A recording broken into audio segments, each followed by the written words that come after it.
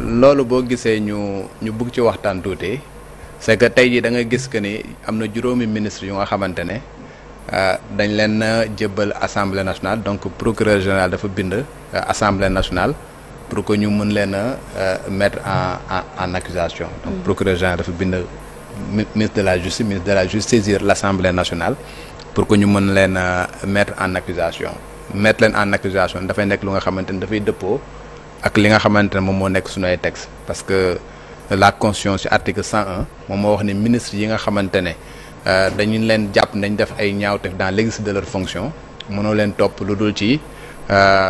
haute cour de justice nga leen mën a toppee te haute cour de justice boobu nag pour que mu mën a jot ci dossier pour que mu nekk commission d'instruction bi wala mu nekk juridiction de jugement bi dafay fekk préalablement à tout cela assemblée nationale dafay voter li ñuy woowee benn mise en accusation maintenant nag ci député ci ministre yooyu nga xamante ne dañ leen a na laa koy wax sa cité ñu nekk ñoo xam dañu bëgg ñu mettre leen en accusation dafa am ñaar ñu nga xamante ne dañ ci am immunité parlementaire donc da ngay jàpp que ne ñenn ñi am nañ immunité parlementaire ba pare am privilège de juridiction ñeneen ñi amuñu immunité parlementaire privilège de juridiction la ñu am parce que nekkuñu ay député donc dafay nekk dossier ci biir dossier donc li nga ciy dégg mooy ñaar ñi nga xamante ne déjà dañu am immunité parlementaire parce que bi ñu jógee ci poste ministre ba pare dañoo nekk député il faut que nga dindi seen mbalaanu kiirlaay d'abord boo gisee le ministre de la justice keroog ba mu demee assemblée nationale mi ngi cité sax les bases yu nga xamante ne les na laa koy wax sax les textes yu nga xamante ne ñoom ñoo prévoir loolu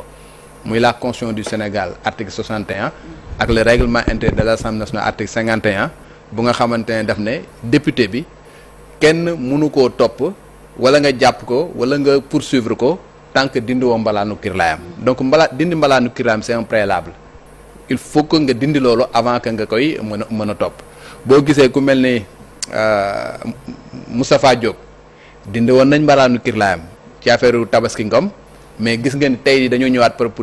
dindi mbalaanu kirlaayam li ko waral mooy pour chaque dossier bu nga xamante ne dañ la cee tudd il faut que ñu dindi sa mbalaanu kirlaay lële bañ ko dindee parce que dañ ne woon dañu bëgg ñu topp ko ci affaire Tabaski Ngom bii nag daf ne dañ ko bëgg ñu topp ko ci affaire fond Covid bi parce que dañ ko cee tudd ci ay affaires yu nga xamante ne nee nañ luubal nañ ko ay consort ñu dindi mbalaanu kirlaayam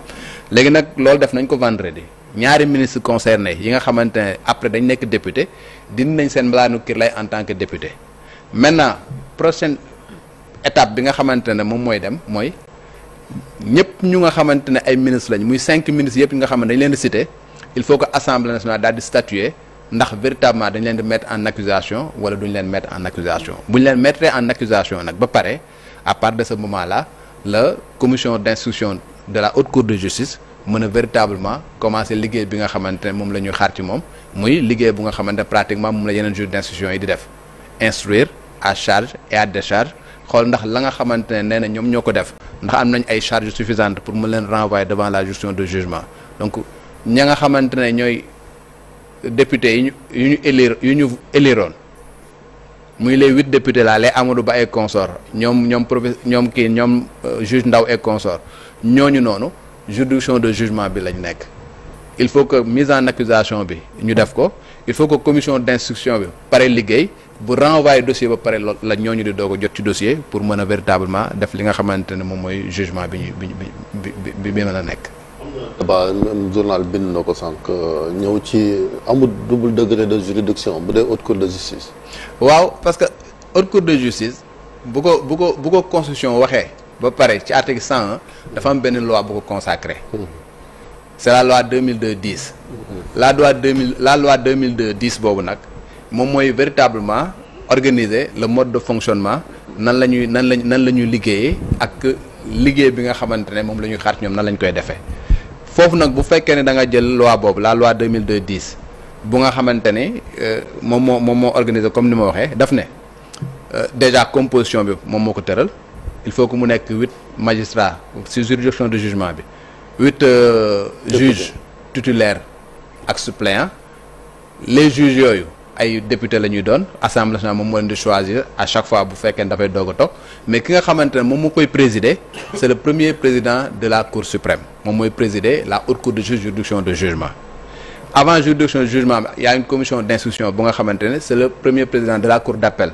moom moo koy présider mu am 4 magistrats titulaires ak 4 magistrats suppléants yu nga xamante ne dañ leen di choisir chaque fois bu année judiciaire comme dañ koy choisir parmi les magistrats de la cour d'appel de Dakar magistrats yooyu nag c'est les magistrats du siège et non pas les magistrats du parquet ki nga xamante ne moom mooy doon le procureur dafay nekk ki nga xamante ne moom mooy le premier président de la cour suprême juridiction de jugement mais au niveau de la commission d'instruction c'est na laa koy wax sax le président au niveau de la cour suprême le procureur astafurlah le procureur bi nga xamante ne moom moo nekk haute cour de justice c'est le procureur bu cour suprême moom moo cee nekk. maintenant dañ ne rek que mu nekk instruction bi la commission d'instruction su paree liggéeyam kenn mënu ci dara su ñëwee par exemple mu ni def na renvoi mënoo attaquer li nga xamante jël na ko comme décision su fekkee def na non-lieu également amoo possibilité nga attaquer décision boobu suñ demee ba nga xamante ne renvoyé nañ ba dem ci jugement bu ñu juger également ba condamné amul possibilité appel amul possibilité dem pourvoi en cassation bu ñu bàyyee également procureur amul possibilité moom tamit daal di def appel wala mu dem cassation donc ci ñaari niveau yëpp la commission d'instruction la muy décider ce sera en dernier ressort juridiction de jugement la muy décider également ce sera en dernier ressort loolu la texte bi nga xamante ne moom mooy organiser la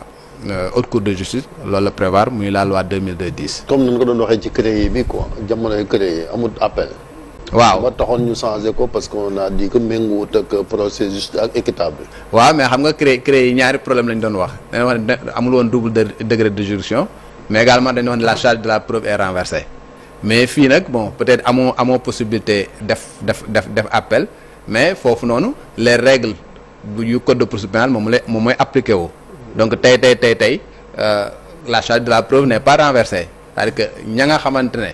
ñoom ñoo la tuumaal véritablement ñoom ñoo war dem indi la preuve de ta culpabilité te bu ñu demee ba gis ne par exemple lañ lay jiiñ am nañ des éléments am nañ des preuves yu koy firndeel ñu condamné su fekkee ne amuñu des éléments yu koy firndeel ñu acquitté su fekkee ne am na doute ba également profité ci ki nga xamante ne moom mooy accusé bi loolu mooy li nga xamante moom moo nekk ci texte yi. Voilà, Daouda, audience haute cour de justice cela va se passer où à l'Assemblée nationale ou au tribunal ou bien wala c'est des procès est-ce que aussi c'est des procès yoo xamee ni mën nañ ko téléviser contrairement à procès yi am tribunal. waaw ndax dañ koy téléviser loolu nekkul lu nga xamante ne lu ñu prévoir la mais c'est des procès yu nga xamante ne procès public la loolu la texte bi wax. c'est pas huis clos. c'est pas waaw huis clos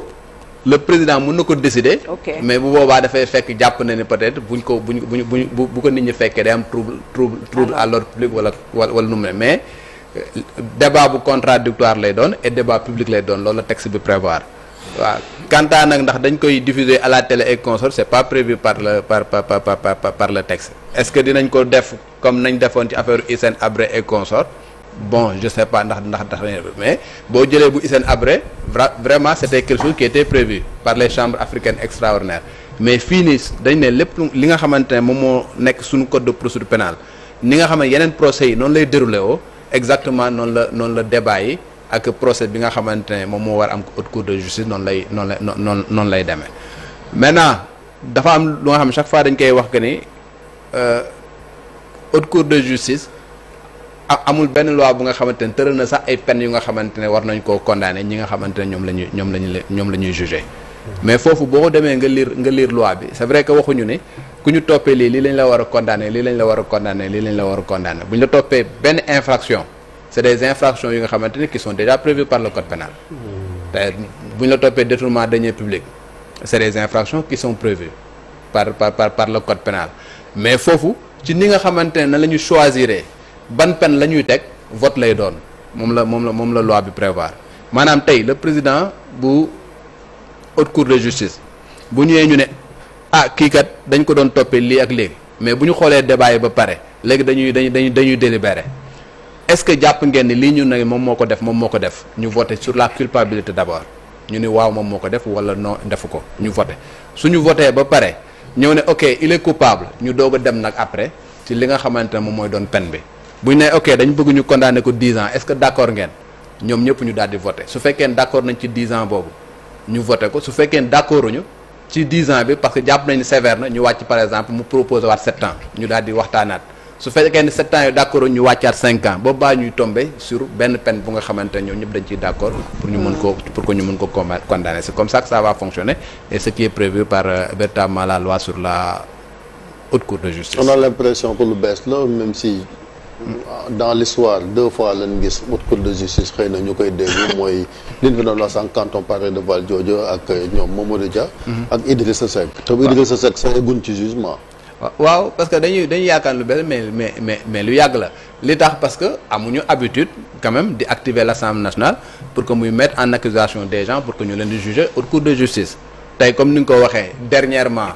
liñ ci xamoon moom mooy affaire Idrissa Seck en 2004 en 2004 boobu même boo xoolee la loi là bu 2002 bi c'est une loi qui a été révisée en 2002 mais qui existait déjà la loi de 2002 a révisé benn loi bu nga xam ne c'était en 1998 donc lu yàgg la yu nga xamante ne mu ngi fi mais du fait que c'est une juridiction d'exception du fait que juridiction bu nga xam on n'a pas l'habitude de voir que ñuy jël ay par exemple ay ministres wala un président parce que ministres yi premier ministre ak président de la République la mën a juger waaw loolu moo tax mën a juridiction d'exception la le président de la République la mën a juger pour haute trahison le premier ministre et les autres ministres pour toutes les infractions yu nga xamante dañ ko def dans l'exercice de leur fonction ñooñu rek la mën a juger mais loolu nag on n'a pas l'habitude de voir ça Idrissa Seck lañ enclenché woon une procédure dans l'affaire des chantiers de Thiès en 2004 musul dem ci jugement dafa dem bi ñu demee commission d'instruction après mu am non-lieu à l'époque Cheikh Tidiane Diakhaté moom moo nekkoon le premier président de la cour de la commission d'instruction de la haute cour de justice yàlla na ko yàlla yërëm parce que génn na àdduna léegi donc juste pour dire que c'est pas quelque chose bu nga xam on a l'habitude de le voir tey ji bu fekkee ni dem nañ ba mettre en accusation 5 ministres en même temps pour juger leen ce sera une première au Sénégal parce que mosu fi woon am.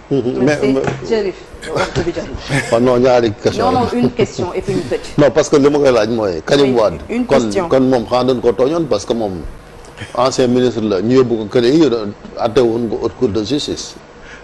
ndax dañ ko tooñoon moom wax dëgg yàlla. mënoo si wax non de loi. qu'est-ce que la loi dit quoi moom bi ñu koy topp lan ko doon toppee dans l'exercice de ses fonctions de ministre la. mais on a vu que bi ñu perte pouvoir bi créé yi lañ ko yóbbu kenn activé wut. waaw parce que ñoom li ñu ko doon jugé dañ ko doon jugé pour. enrichissement illicite. enrichissement illicite ndax procédure ba ñu utiliser moom mooy procédure bi nga xamante ne moom moo waroon nañ utiliser beneen procédure loolu moom je donne ma langue au chat. mais pour Moustapha Diop aussi parce que dañoo lever 2 fois immunité parlementaire bu njëkk bi mooy ci mbiram tabaski moom ëpp na 1 mois yàgg na te kenn déggu tax ñu convoqué ci est-ce que foofu aussi ça ne pose pas problème parce que booy lever immunité parlementaire pour une affaire c'est pour que ñu càmbar ko jublu ci mais boobu ba léegi on parle même plus de cette affaire alors que levé nañu immunité parlementaire. waaw mais xam nga tey rythme bi nga xamante ne moom la parquet bi di liggéeyee wala rythme bi nga xamante ne moom la juge d'instruction bi liggéeyee amul fenn fu nga xam ne dañ ko bindal texte par exemple encadré ko ñoo ne bu ñu la boo lever immunité parlementaire tu as 1 mois tu as 2 mois tu as 3 mois wala tu as 4 mois wala tu as 5 mois dès l'instant où c'est quelque chose bu nga xam ne qui n'est pas encadré